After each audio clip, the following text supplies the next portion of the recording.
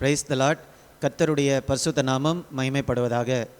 இன்றைய தியானம் 2 ராஜாக்கள் 19ஆம் அதிகாரத்திலிருந்து 21ஆம் அதிகாரம் வரை. இந்த நாள் தியானத்திற்கான தலைப்பு எசேக்கியா ராஜாவின் வெற்றியின் இரகசியம் என்ன, அல்லது எசேக்கியா ராஜா மூலமாக தேச சூழல் எப்படி மாறியது.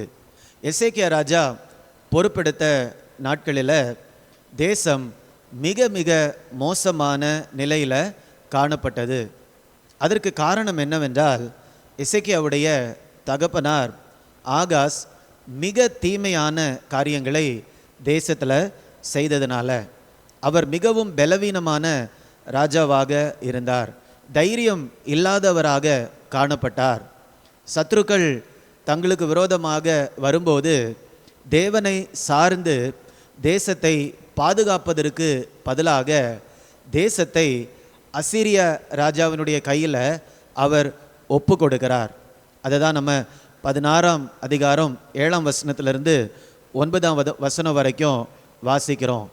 தேசத்தை அசீரியர்களுடைய கைகளில் ஒப்பு கொடுத்தது மாத்திரமல்ல, அவர் தமஸ்குவுக்கு போன நேரத்தில் அங்கே ஒரு அந்நிய பலிபீடத்தை பார்க்கிறார். அதை பார்த்த உடனே நம்முடைய தேசத்திலையும் இப்படிப்பட்ட பலிபீடம் கட்டப்பட வேண்டும் என்று சொல்லி அதனுடைய மாதிரியை ஆசாரியனுக்கு அனுப்பி எருசலேம் தேவாலயத்தில் அப்படிப்பட்ட ஒரு அந்நிய மாதிரியை கொண்ட பலிபீடத்தை அவர் செய்து வைக்கிறார். அதனால் அரசியல் ரீதியாகவும் சரி, ஆவிக்குரிய ரீதியாகவும் சரி, தேசம் மிக மிக பின்தங்கின நிலையில் காணப்பட்டது. தன்னுடைய மகிமையை இழந்து, வல்லமையை இழந்து பரிதாபமாக அந்த நாட்களில் காணப்பட்டது. அப்படிப்பட்ட சூழலில் தான் எசேக்கியா ராஜாவாக வருகிறார். ஆனால் எசேக்கியாவுடைய நாட்களில் தேசம் தோல்வியிலிருந்து வெற்றியை நோக்கி சென்றது. இப்படிப்பட்ட அழிவில் இருந்த சூழல் அப்படியே மாறிவிடுகிறது. எப்படி எசேக்கியா ராஜா மூலமாக அப்படிப்பட்ட ஒரு நல்ல மாற்றத்தை கொண்டு வர முடிந்தது? அதற்கு ஒரு 2 காரியங்களை நாம் இந்த அதிகாரங்களிலிருந்து தியானிக்க போகிறோம். முதலாவதாக, எசேக்கியா தேவனை சார்ந்து வாழ்ந்தார். அதுதான் நம்ம 18ஆம் அதிகாரம் 3ஆம் வசனத்திலிருந்து ஒரு சில வசனங்களை வாசிக்கும் போது நமக்கு தெரியும். நான் வாசிக்கிறேன். எசேக்கியா ராஜா தன் தகப்பனாகிய தாவீது செய்தபடியெல்லாம் கர்த்தரின் பார்வைக்கு செம்மையானதை செய்தான். எசேக்கியா ராஜாவுடைய தகப்பனார் பெயர் ஆகாஸ். ஆனால் ஆகாஸ் மிக தீமையான காரியங்களை தான் செய்து வந்தார். அதனால் எசேக்கியா ராஜா ஆகாசுடைய மாதிரியை பின்பற்றாம தன்னுடைய ஆதி தகப்பனாகிய தாவீதுடைய மாதிரியை பின்பற்றுகிறார். அதனால தான் இந்த இடத்துல தாவீதை போல எசேக்கியா ராஜாவும் தேவனோடு நடக்கிறார். 4ஆம் வசனம், அவர் மேடைகளை அகற்றி சிலைகளை தகர்த்து விக்கிர தோப்புகளை வெட்டி மோசே பண்ணியிருந்த வெண்கல சர்ப்பத்தை உடைத்து போட்டான். அந்நாள் மட்டும் இஸ்ரவேல் புத்திரர் அதற்கு தூபம் காட்டி வந்தார்கள். மோசே நாட்களில் ஆண்டவர் அந்த சர்ப்பத்தை செய்யும்படியாக சொன்னார். ஏனென்றால் சர்ப்பத்தை நோக்கி பார்த்தவர்களெல்லாம் அந்த நாளில் சுகமானார்கள். அந்த நோக்கத்திற்காக செய்யப்பட்டது. ஆனால் இந்த நாட்களில் அந்த சர்ப்பத்தையே என்ன பண்ண ஆரம்பிச்சிட்டாங்க? வணங்க ஆரம்பிச்சிட்டாங்க.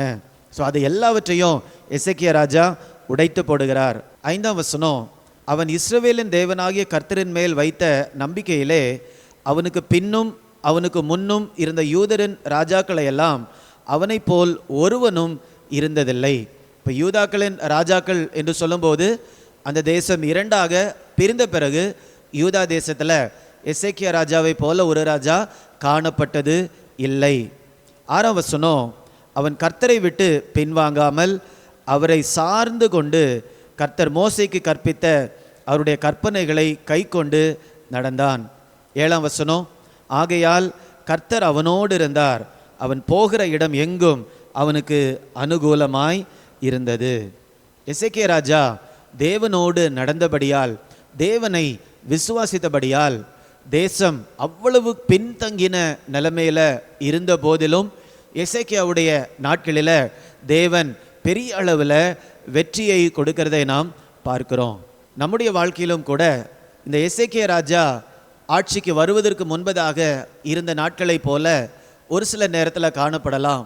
ஆனால் சூழ்நிலை எவ்வளவு மோசமாக காணப்பட்டாலும் தேவனை சார்ந்து தேவனை விசுவாசித்து நடக்கும்போது அவர் நம்முடைய வாழ்க்கையில் மிகப்பெரிய வித்தியாசத்தை கொண்டு வருகிறார். இதுதான் எசேக்கியா ராஜாவுடைய வாழ்க்கை நமக்கு கற்றுத்தருகிறது.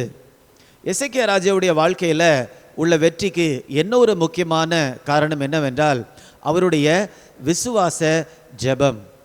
அவருடைய நாட்களில் அசீரியா தேசம் பலத்து கொண்டு இருந்தது. கொஞ்ச நாளைக்கு முன்னால் தான் அவர்கள் வட தேசமாகிய இஸ்ரவேலை கைப்பற்றினார்கள். அதோடு கூட உலகமெங்கும் இன்னும் அநேக தேசங்களை கைப்பற்றி இருந்தார்கள். எசேக்கியா நாட்களிலும் கூட யூதா தேசத்தை ஒப்பு கொடுத்து விடு என்று சொல்லி அசீரியா தேசத்திலிருந்து மிக அழுத்தம் அவருக்கு வந்தது. மிரட்டல் கடிதம் வந்தது, தேசத்தை எங்கள் கையில் ஒப்பு கொடுத்து விடு என்று சொல்லி. அந்த மிரட்டல் கடிதம் வந்த உடனே எசேக்கியா ராஜா செய்த காரியம் என்ன தெரியுமா? அதுதான் 19ஆம் அதிகாரத்தில் 14ஆம் வசனத்தில் நம்ம வாசிக்கிறோம். எசேக்கியா ஸ்தானாபதிகளின் கையிலிருந்து நிருபத்தை வாங்கி வாசித்த பின்பு அவன் கர்த்தரின் ஆலயத்திற்கு போய் அதை கர்த்தருக்கு முன்பாக விரித்து கர்த்தரை நோக்கி, கேருபீன்களின் மத்தியில் வாசம் பண்ணுகிற இஸ்ரவேலின் தேவனாகிய கர்த்தாவே, நீர் ஒருவரே பூமியின் ராஜ்யங்களுக்கெல்லாம் தேவனானவர். நீர் வானத்தையும் பூமியையும் உண்டாக்கினீர். கர்த்தாவே, நீர் உமது கண்களை திறந்து பாரும். 19ஆம் வசனம், நீர் ஒருவரே தேவனாகிய கர்த்தர் என்று பூமியின் ராஜ்யங்கள் எல்லாம் அறியும்படிக்கு எங்களை அவன் கைக்கு நீங்களாக்கி இரட்சியும் என்று விண்ணப்பம் பண்ணினான். அசீரிய ராஜா தனக்கு மிரட்டல் கடிதம் கொடுத்து ஒரு அழுத்தத்தை கொடுத்தபோது எசேக்கியா ராஜா செய்த காரியம், தேவனுடைய ஆலயத்திற்கு சென்று அந்த கடிதத்தை அப்படியே ஆண்டவருடைய சமூகத்திற்கு முன்பதாக வைத்து அப்படியே ஜெபிக்கிறார். ஆண்டவரே, நீர் மிக வல்லமை உள்ளவர், நீர் மாத்திரம்தான் ராஜா, சர்வ லோகத்திற்கும் ராஜா என்பதை இந்த நேரத்தில் காண்பீங்க என்று அவர் அப்படியே ஆண்டவரை சார்ந்து விசுவாசத்தோடு ஜெபிக்கிறதை நாம் பார்க்கிறோம். கர்த்தர் செய்த காரியம் என்ன தெரியுமா? எசேக்கியாவுடைய ஜெபத்தை அவர் கேட்டு ஒரே ராத்திரியில் 1,85,000 பேரை ஒரு தூதனை கொண்டு ஆண்டவர் அழித்து போட்டார். அடுத்த நாள் காலையில் பார்க்கும்போது அசீரியா தேசத்தினுடைய அந்த பெரும் சேனை ஒரே ஒரு தூதனால முழுவதுமாக அழிக்கப்பட்டிருந்தது. இப்போ தேவனை சார்ந்து எசேக்கியா ராஜா வாழ்ந்தபோது தேவன் அவருடைய வல்லமையை அவருடைய நாட்களில் வெளிப்படுத்தினார். அப்போ அசீரியா ராஜா இஸ்ரவேல் தேசத்தை பிடித்து கொண்டு போய்விட்டான். ஆனால் யூதா தேசத்தை என்ன பண்ண முடியல, இந்த இடத்துல பிடிக்க முடியலை. ஏன்னா தேவனை சார்ந்து வாழ்ந்த ஒரு தலைவன் அந்த இடத்துல இருந்ததுனால. இதனால தான் இன்றைக்கும் நல்ல ஆவிக்குரிய தலைவர்கள் குடும்பங்களுக்கு தேவை, சபைக்கு தேவை, தேசத்திற்கும் சமுதாயத்திற்கும் தேவை. எசேக்கியா ராஜா அவ்வளவு பலமான ஒரு ஆட்சியை தேவனை விசுவாசித்ததன் மூலமாக கொடுக்க முடிந்தது. ஸோ இதிலிருந்து நாம் என்ன காரியத்தை படித்து கொள்ளலாம் என்றால், இப்படிப்பட்ட விசுவாச வீரர்களை குறித்து நாம் வாசித்து கொண்டே இருக்க வேண்டும். எசேக்கியா ராஜாவை குறித்து நாம் திரும்ப திரும்ப திரும்ப திரும்ப வாசித்து கொண்டே இருக்க வேண்டும். வேதத்தில் இப்படி வாசிக்கும் போது என்ன நடக்குதுன்னா, நம்முடைய இருதயத்திலையும் இதே மாதிரி விசுவாசத்தை ஆண்டவர் பிறப்பிக்கிறார்.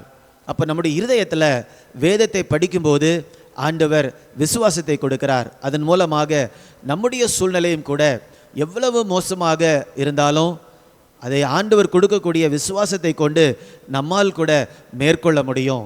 நம்முடைய சூழ்நிலை எவ்வளவு தோல்வியில் காணப்பட்டாலும் ஆண்டவர் கொடுக்கக்கூடிய விசுவாசத்தை கொண்டு அந்த தோல்விகளை ஜெயமாக நம்மால் மாற்ற முடியும். ஸோ அதனால் இந்த நாளில் நம்ம என்ன செய்ய வேண்டும் என்றால், இப்படிப்பட்ட ஆண்டவர் பயன்படுத்தின அல்லது ஆண்டவரோடு நடந்த ராஜாக்களுடைய சரித்திரத்தை திரும்ப திரும்ப நாம் படிக்க வேண்டும். நம்முடைய இருதயத்தில் ஆண்டவர் விசுவாச அளவை கூட்டுகிற அளவுக்கு நம்ம என்ன பண்ணணும், படிக்க வேண்டும். ஸோ அப்படிப்பட்ட கிருபையை ஆண்டவர் நமக்கு தரும்படியாக நம்ம ஜெபிக்கலாம். அன்பின் ஆண்டவரே, இந்த நேரத்தில் கூட எசேக்கியா ராஜா மூலமாக தேசம் எப்படி நல்ல நிலைமைக்கு திரும்பவும் மாறினது என்பதை நாங்கள் தியானிச்சிருக்கிறோம். எங்கள் வாழ்க்கையிலும் கூட இப்படிப்பட்ட விசுவாசத்தை ஆண்டவர் எங்களுக்கு தரும்படியாய் ஜெபிக்கிறேனப்பா. எங்களுடைய சூழ்நிலை எவ்வளவு மோசமாக தோல்வியில் காணப்பட்டாலும் எசேக்கியா ராஜாக்குள்ளால் இருந்த அந்த விசுவாசத்தை ஆண்டவர் எங்களுக்கும் தரும்போது எங்களுடைய சூழ்நிலையை கண்டிப்பாக மேற்கொள்ள முடியும் என்று நாங்கள் விசுவாசிக்கிறோம் அப்பா. இப்படிப்பட்ட கிருபையை எங்கள் ஒவ்வொருவருக்கும் ஆண்டவர் கொடுக்கும்படியாய் ஜெபிக்கிறேன். மீட்பர் இயேசுவின் மூலம் கேட்கிறேன், ஜீவனுள்ள நல்ல பிதாவே. ஆமேன், ஆமேன். God bless you. God bless you.